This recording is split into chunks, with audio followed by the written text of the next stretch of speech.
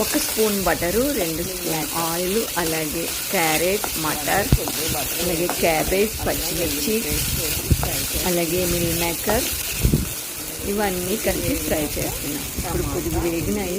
Onion, టమాటా వేస్తున్నాను. ఇవి కూడా లైట్గా ఫ్రై చేసేద్దాం. ఇప్పుడైతే తగిన సాల్ట్ వేసేస్తున్నాను.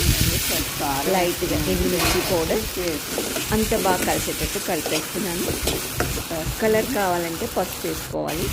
నైట్ పెట్టిన రాగిలు ఉండిపోయి ఇప్పుడైతే పెద్ద రాగిని ఇలా చిన్న ముక్కలుగా కట్ చేసేసి ఈ పోపులో వేసేస్తున్నాను.